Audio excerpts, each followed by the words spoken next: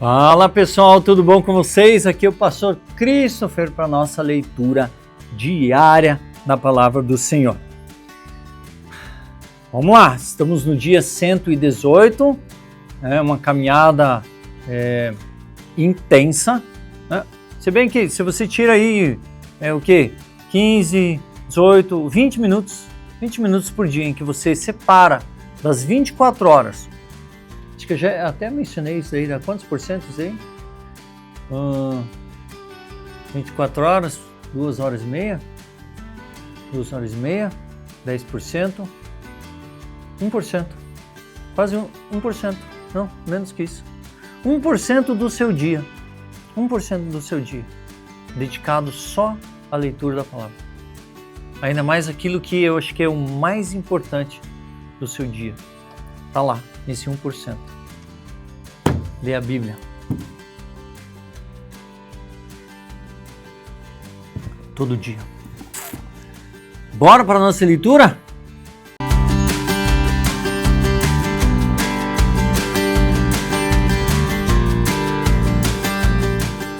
Muito bem. Isso aí. Vamos para a leitura do nosso dia 118. Estamos aí Se você ainda não comprou uma Bíblia dessa, compre, daí você pode engajar junto com a leitura conosco. Um ano inteiro. Você lê a Bíblia inteira em um ano. Antigo, Novo Testamento. E os Salmos, eles são lidos 2 vezes. Os Salmos inteiros. Então nós vamos ler os Salmos até a metade da nossa caminhada. E depois disso nós lemos mais uma vez Salmo inteiro para completar junto com o Antigo, junto com o Novo e assim por diante. Beleza? Então vamos lá. Vamos para a nossa leitura aqui em Juízes. Juízes 8, 18 a 9, 21. Depois disso, Gideão perguntou a Zeba e Zalmuna: como eram os homens que vocês mataram em Tabor? Como você? Responderam eles. Todos pareciam filhos de rei. Eram meus irmãos, filhos de minha mãe, exclamou Gideão. Tão certo como vive o Senhor, eu não mataria vocês se tivesse poupado a vida deles. Gideão se voltou para Jéter, seu filho mais velho, e disse: mate-os. Mas Jéter não tirou sua espada, pois ainda era jovem e teve medo. Então Zeba e Zalmuna disseram a Gideão: seja homem, mate-nos você mesmo. Gideão os matou e tirou os enfeites que estavam no pescoço dos camelos deles. Então os israelitas disseram a Gideão: seja nosso governante. Você, seu filho, seu neto, nos governarão, pois nos libertou de Midian. Gideão, porém, respondeu: nem eu, nem meu filho governaremos vocês. O Senhor os governará. Mas tenho um pedido a fazer. Cada um de vocês me dê uma argola de ouro que tomou de seus inimigos como despojo. Uma vez que os inimigos eram ismaelitas, todos usavam argolas de ouro. Com todo prazer, responderam eles. Estenderam uma capa e cada um jogou ali uma argola de ouro que haviam tomado como despojo. O peso das argolas de ouro totalizou pouco mais de 20 quilos, sem contar os enfeites, os pendentes e as roupas de púrpura que os reis de Midian usavam, além das correntes que estavam no pescoço de seus camelos. Com esse ouro, Gideão fez um colete sacerdotal e o colocou em Ofra, sua cidade. Todo Israel, porém, se prostituiu fazendo do colete objeto de adoração, e ele se tornou uma armadilha para Gideão e sua família. Esse é o relato de como os israelitas derrotaram Midian, que nunca se recuperou. Durante 40 anos do restante da vida de Gideão, houve paz na terra. Mas, de novo, idolatria. Então Gideão, filho de Boaz, voltou para casa. Gerou 70 filhos do sexo masculino, pois teve muitas esposas.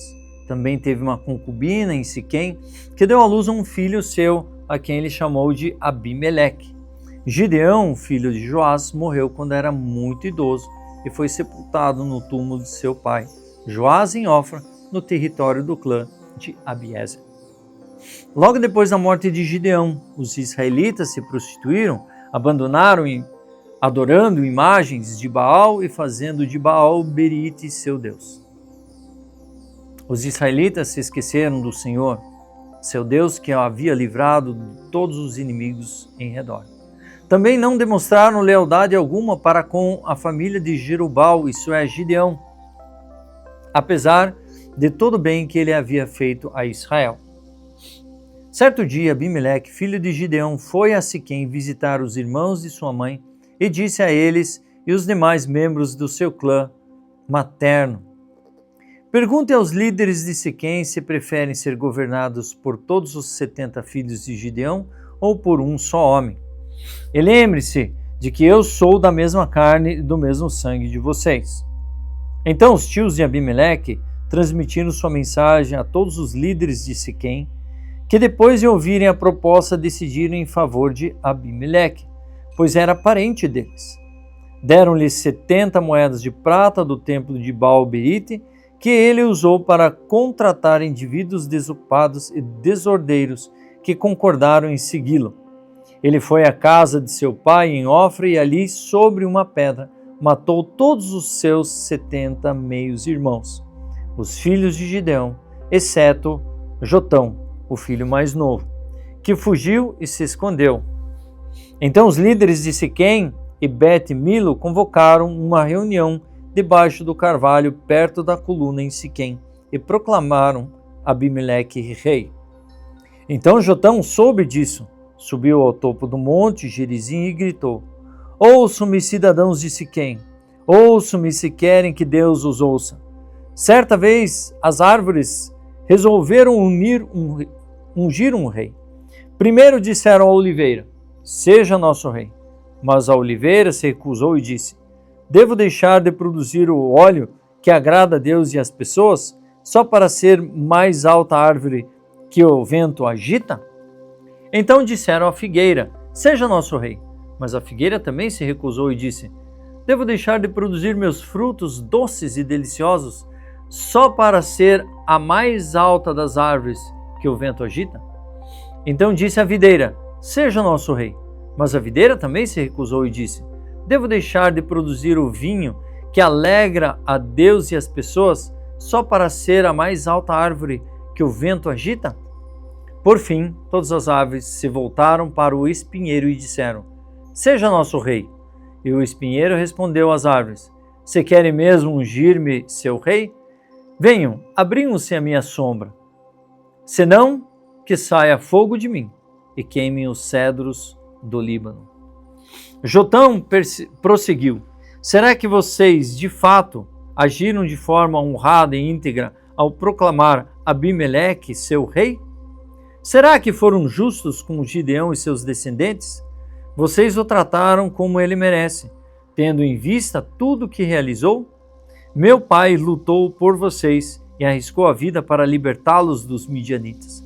Mas hoje vocês se rebelaram contra ele e seus descendentes e mataram seus 70 filhos sobre uma pedra.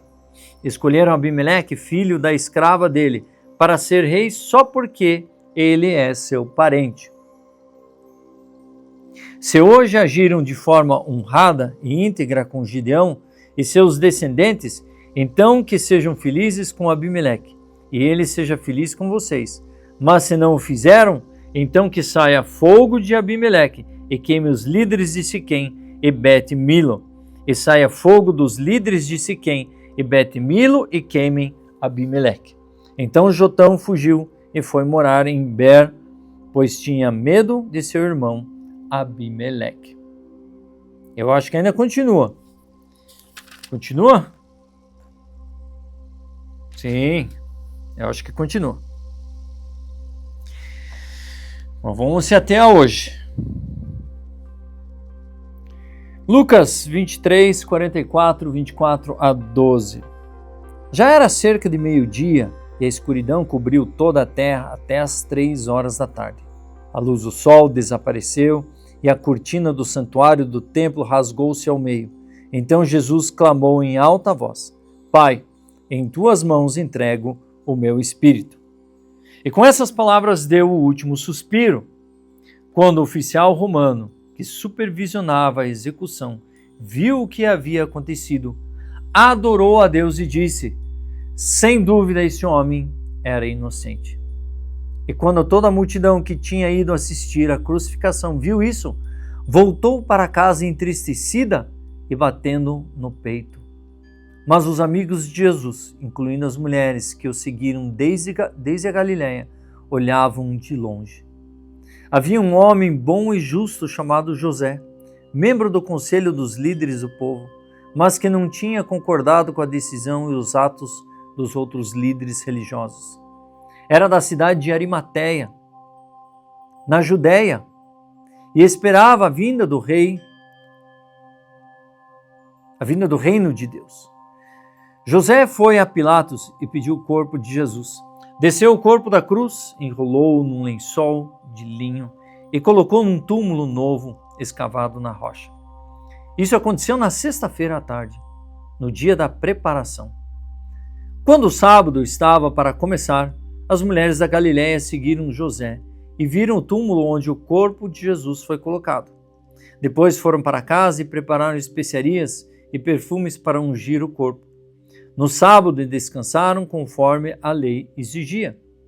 No primeiro dia da semana, bem cedo, as mulheres foram ao túmulo, levando as especiarias que haviam preparado, e viram que a pedra tinha sido afastada da entrada. Quando entraram no túmulo, não encontraram o corpo do Senhor Jesus. Enquanto estavam ali perplexos, 2 homens apareceram vestidos com mantos resplandecentes. As mulheres ficaram amedrontadas e se curvaram com o rosto em terra.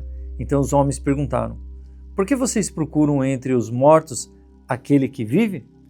Ele não está aqui, ressuscitou. Lembre-se de que ele lhes disse na Galiléia: é necessário que o Filho do Homem seja traído e entregue nas mãos dos pecadores, seja crucificado e ressuscite no terceiro dia. Então lembraram-se das palavras de Jesus e, voltando do túmulo, foram contar aos 11 discípulos e todos os outros o que havia acontecido.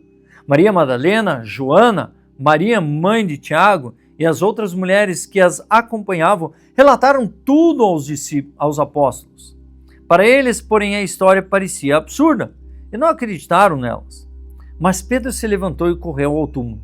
Abaixando-se, olhou atentamente para dentro e viu os panos de linho vazios. Então voltou para casa, admirado com o que havia acontecido. Salmo 99, de 1 a 9. O Senhor reina? Tremam os povos. Ele está sentado em seu trono acima dos querubins. Tremam toda a terra. O Senhor é soberano em Sião, exaltado acima de todos os povos. Seja louvado o teu grande e temível nome, pois és santo. Rei poderoso que ama a justiça, tu estabeleceste a imparcialidade, agiste com justiça e retidão em Israel. Exaltem o Senhor nosso Deus, prostrem-se aos seus pés, pois ele é santo. Moisés e Arão estavam entre seus sacerdotes, e Samuel também invocava seu nome. Clamavam ao Senhor e ele lhes respondia. Da coluna de nuvem lhes falava, e eles seguiam os preceitos e os decretos que ele lhes dava. Ó Senhor nosso Deus, tu lhes respondias, eras para eles Deus perdoador, mas os castigava quando se desviavam. Exaltem o Senhor nosso Deus e prostrem-se em seu santo monte, pois o Senhor nosso Deus é santo. Provérbios 14, 9 a 10. 9 e 10, né? Os insensatos zombam da própria culpa, mas os justos a reconhecem e buscam reconciliação. Cada coração conhece sua própria amargura e ninguém pode compartilhar de toda a sua alegria. Aí, terminamos o dia 118. Que bom que você está aí conosco, fico feliz em compartilhar essa jornada com você, né? Vamos perseverar sempre avante sempre com o propósito de crescer no reino e também ser alimentado da parte do Senhor através de sua palavra. Isso é importante para você, isso é importante para mim e para todos nós. Ok? Pastor Cristo na área. Inscreva-se no canal, ative o sininho, compartilhe com os amigos para eles também fazerem parte dessa jornada e eu vejo vocês no dia de amanhã.